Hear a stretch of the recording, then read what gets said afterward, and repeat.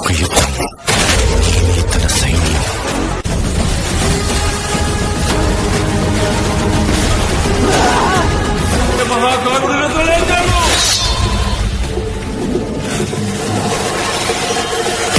ఆడు మనిషి కాదు,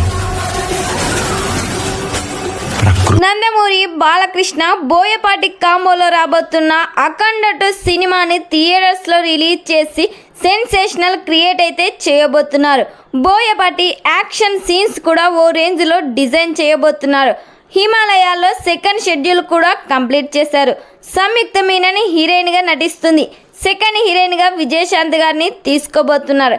ఎస్ఎస్ తమన్ ఈ సినిమాకి సంగీతం అందిస్తున్నారు.